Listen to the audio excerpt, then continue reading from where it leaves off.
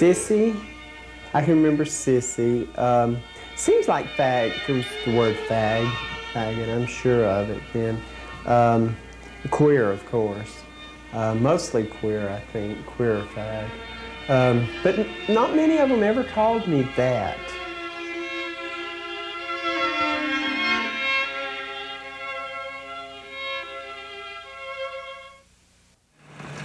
We're coming up on a mailbox up here that illustrates one of the country pastimes for young boys, and it's called mailbox bashing. And in particular, if they don't like someone, their mailbox gets bashed all the time. What they do is drive down the road with a baseball bat, and someone will lean out the window and crash the mailbox. This is a teacher. Mrs. Jones is an English teacher in Sulphur, and from what I've heard, she isn't one of the favorite ones by the kids. So her mailbox forever stays banged up. So what is that? This here is all solid steel, so when they drive through here and hit it with the baseball bat, notice this gash here, it just kind of bounces off. You want to know where my gay customers live? So you have some gay customers, huh? Sure, right there. Me and Randy used to work together at City Service in 1980, 81, 79, 80, 81. And I always thought so then. And then after I got to be his mailman, I knew for sure that it was. And how does being his mailman tell you? See who he gets cards from, and see who he sends cards to, and see who he gets porn mail from. And the straight people don't get the same porn mail that I do. He does. Some of it. And some of his more bold boyfriends will actually send him postcards and sign their name.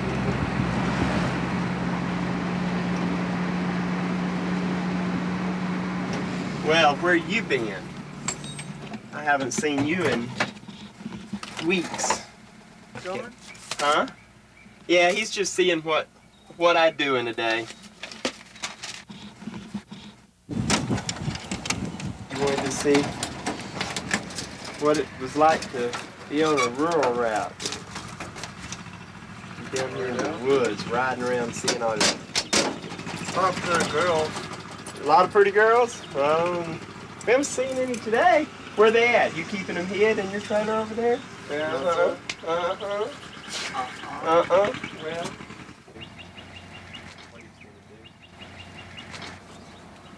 So, like you now.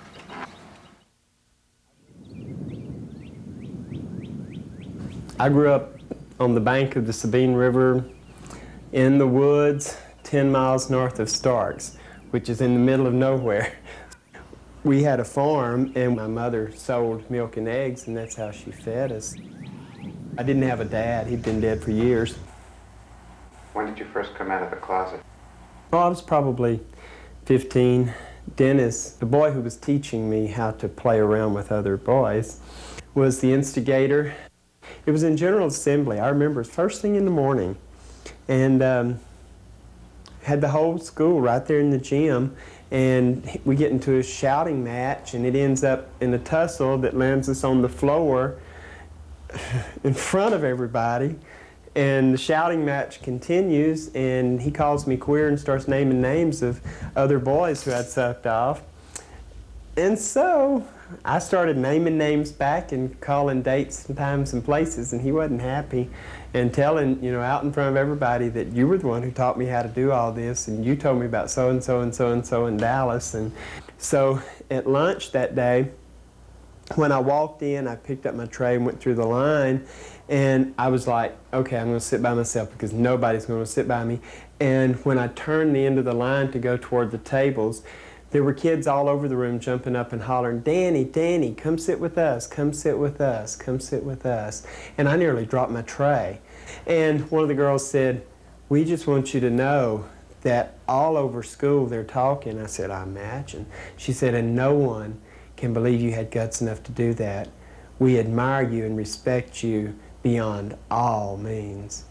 And it was just like, you could have literally washed me out with the trash. I was just amazed, and that changed the whole scope of everything, because after that, no one ever acted the least bit derogatory to me through, like I said, the next 2 years of school. But I still had to face my family, and I knew that. So I went home, and the first thing I did was I went in the kitchen, and Mom was always in the kitchen. So I said, "I think there's something I need to tell you before you hear it from someone else." I told her what had happened, the whole scope of it, from the time we started through the fights and all that. And she just looked at me and she said, "Well, I think it's a phase that all boys go through, and I hope that that's all it is for you. But if it's not, it doesn't change anything. I love you, I'll stand behind you, and I'll fight every battle with you. I'll be right there for you." And that changed everything. When she said that, it was just like the rest of the world could go to hell, because the person who mattered most said it didn't matter.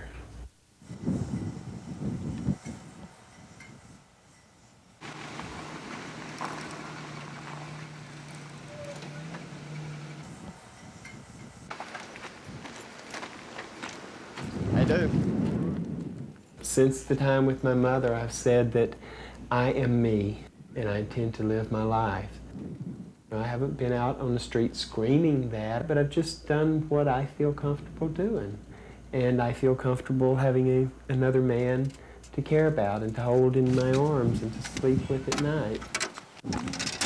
That's all I want. I want to be left alone. I want to be accepted for being me, and I accept them for being them.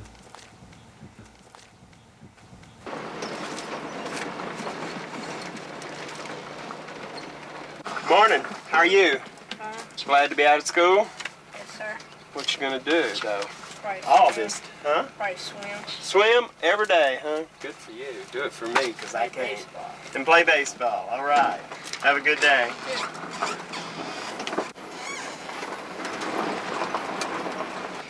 I was hired by the Postal Service April the 1st, 1985. All employees have a 90-day probationary period. And on my 80th day, the postmaster found out that I was gay. So he fired me. And I told him when he called me in and said what he was going to do, I said, "You can't do that. I just don't understand how you..." He said, "Well, it doesn't matter what you think. I'm going to do it. You're still in your probationary period, so I can fire you." And he did. The more I thought about the matter, I got. So I started making calls to see what I could do if there wasn't some way to fight it. And a lot of them said, no, there wasn't much I could do. But then I talked to the ACLU, and they gave me the name of an attorney in New Orleans who worked with Lambda Legal Defense and the ACLU. So the attorney called the post office to talk to the postmaster. Over the telephone, the man told the attorney everything he wanted to know. Why he had fired me. He felt like that a gay person wouldn't fit in. They would have too much trouble working in that office. So he just couldn't have me working for him. Well, in the end, I was off 4 months. And when it got to Baton Rouge and then to Washington, what had happened, the shit fell, and it all fell on the postmaster. And when they offered me my job back, they asked, their questions were, what will it take to get you to just accept and get back to work? How much, what do you want out of us? Told them I just wanted my job back. Then their next question was, whose head do you want? Do you want the postmaster at that time, they asked me if I wanted him fired. Really, because he had screwed up and I could have pushed that issue and had him let go. But I told them, no way, I wanted that man as my postmaster. He would know who was boss after that. he wouldn't give me any shit. The man and I worked together for 4 years after that. The postmaster, bless his heart, was a very old man, very old Cajun man. And when he had to even ask me the simplest of questions, he would come with sweat on his brow and his hands shaking. And very polite to me and very cordial. And never a word of that talk. Just apologized for what had happened and went on with our lives. So that was a pretty big scandal for Sulphur that hired me back.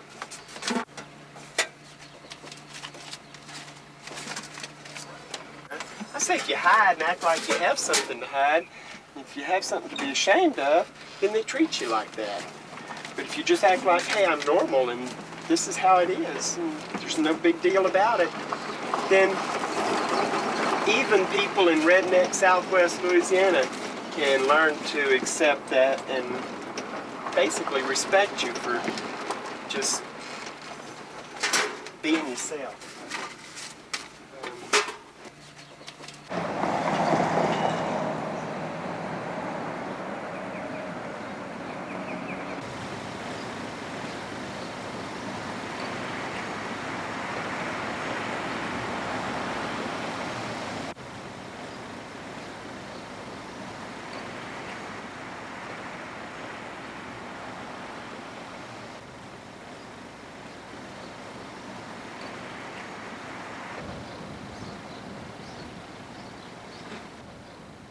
Well, we met in Houston at a country western bar, and after we had been dating for, I guess, a couple months, I just decided that I was going to move over here. I was getting tired of living in the big city. I was raised in a little town just about the same size as Benton here. It's about 3,000–4,000 people. Just pretty much, you know, real similar situation.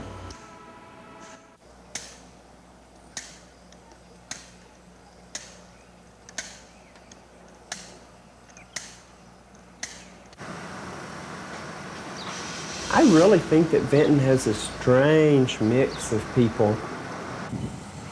Middle-aged to older people. It's a sleepy little town. A Cajun mix. There are a lot of French Cajuns here, but there's also a lot of people who have come in through no man's land and the Baptist Bible Belt north of us. There are people in Benton who genuinely care.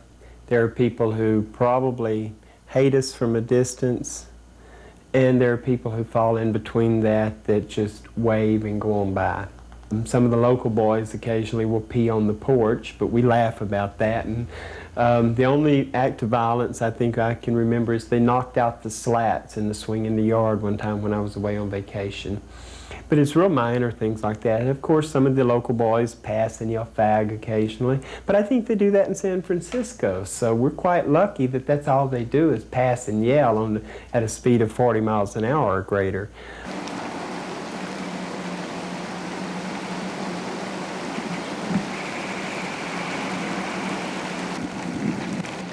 When I first got that little traveling lawn sprinkler, it was one of the brand new things. Didn't anybody have? We used to have people stop, just stop in their cars, watch it. That sprinkler, you know how it travels around the hose? We had people just stopped on the alley or somewhere watching it. Well, that's the neatest thing I've ever seen. Nowadays they're everywhere, so nobody thinks anything about it anymore. But you know how it is. Queers have to bring you ideas to do.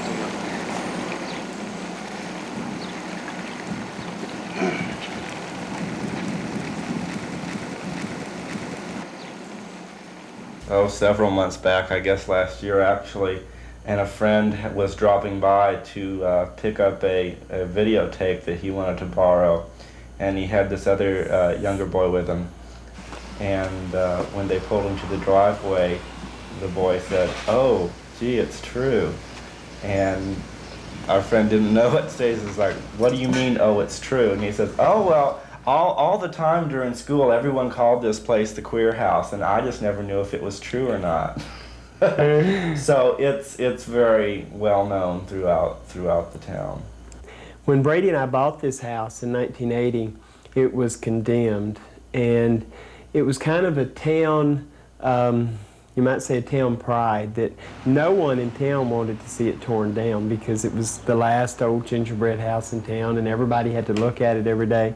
So when we bought it and began restoring it, every week it was on the front page of the paper. And pictures of me or Brady or both doing, I mean, every wall we changed, every room we painted, got a picture made and put in the paper. When Brady died, there were rumors about this being the AIDS house and that if you came in here you'd get AIDS and Brady died of AIDS and blah, blah, blah. But when he died, there were a group of people here waiting for me to get here. The neighbors brought over food. There were cards from all sorts of people through town sent to me, not to his family, but to me. There was a card from the city of Vinton, from the employees of the city of Vinton, and from a couple of the businesses downtown, and from people in general throughout town, the editor of the local newspaper and stuff. And I was especially touched because they didn't say, I don't know, they weren't so general. They didn't say, "We're sorry you lost your friend." They said more like, "We know you've lost someone you cared about, and we share your loss." I was with Brady when he died in May. The following September would have been 11 years. After Brady died, we found a will, a handwritten will. The court declared it invalid.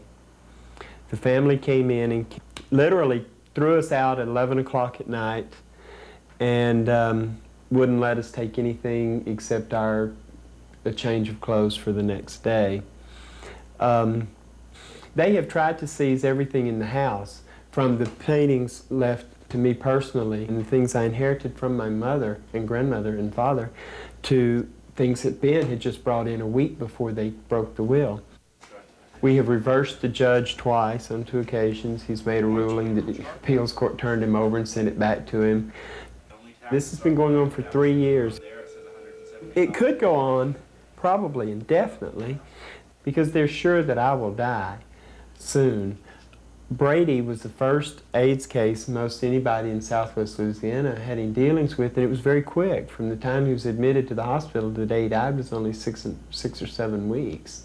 So they figured all along that I was sure to follow soon, and it just hasn't come to pass for them. And I've been to the doctor too again, and my T cells are real low, 20.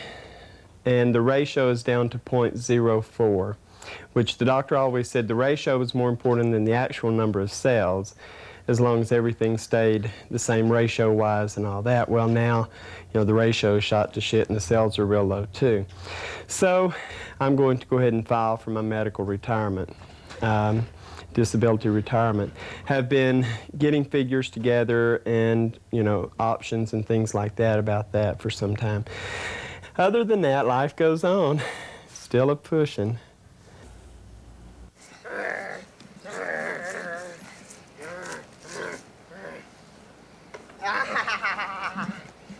I don't fear death. It's the few weeks, the few days, or the few hours before death that I'm not looking forward to.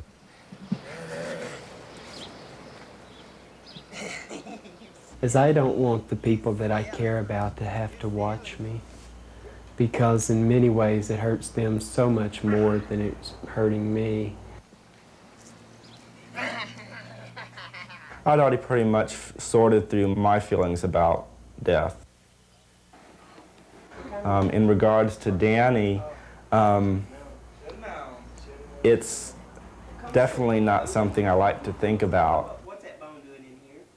I have the skills, such as they are, to be able to take care of him if it got to that point that you know, if he got sick, I could take care of him here in our home.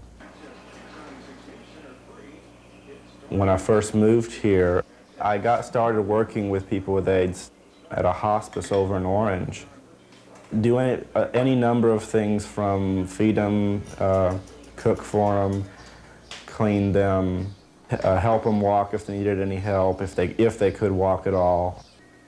It was difficult work, but really it was a wonderful experience.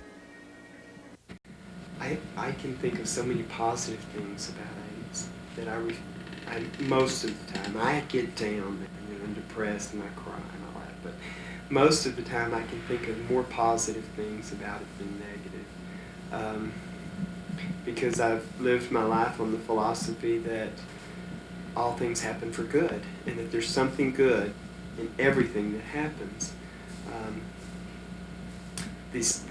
And probably the main positive thing that has come from having AIDS or being HIV positive or having HIV, whichever scope you look at, is the inner strength that I know it has given me, and I think it's given a lot of people, in that, as I told him, when you think about most normal people, healthy people, figure they're going to live to get old.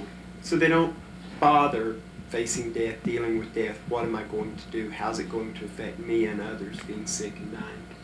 So they don't deal with those things. But then when you realize that, you do somewhat when you have HIV, but then when you get down to the point to where you have HIV and few or no T cells, there's a whole different spectrum.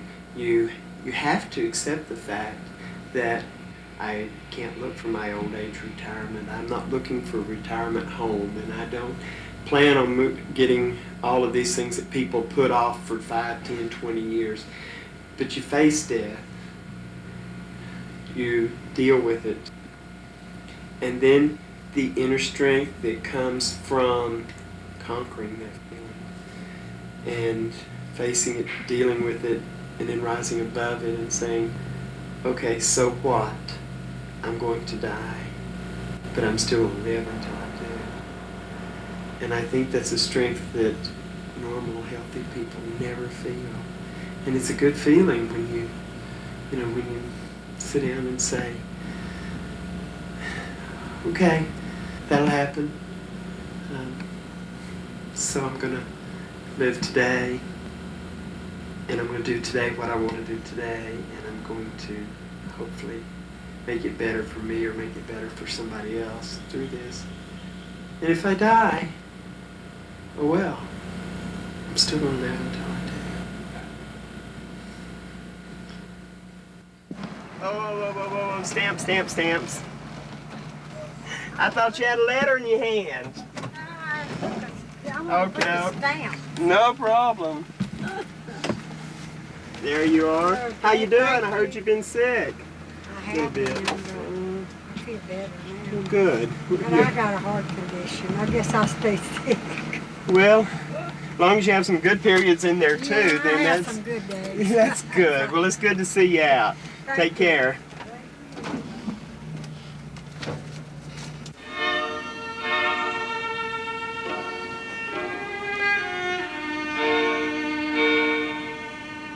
Ben and I have been looking at some property in Arkansas.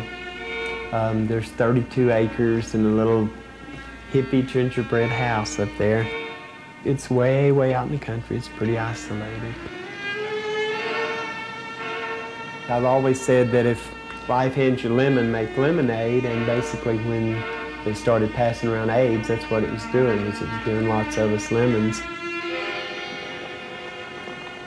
So I guess I'm going to take my own advice. Ben and I have talked about it, and we agree that it's time to slow down and retire and move up to Arkansas and plant a little garden out behind the house and clear off the cliff and make a place to sit and watch the sun come up and go down and just do something I've never done. Take life easy for a while, I hope.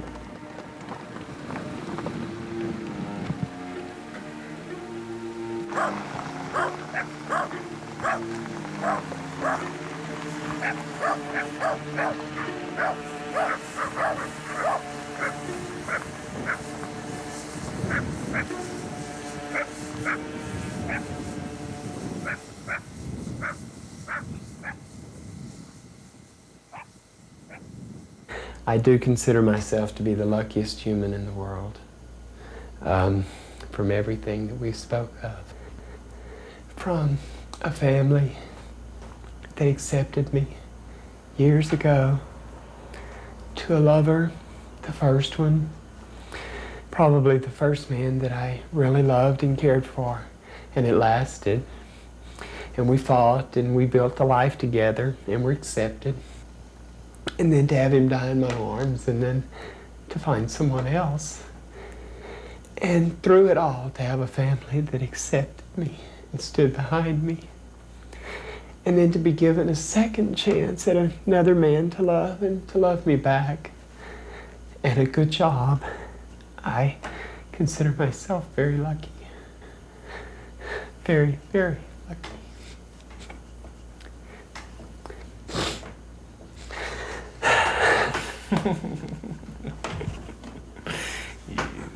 Sorry about that. But I know. I know.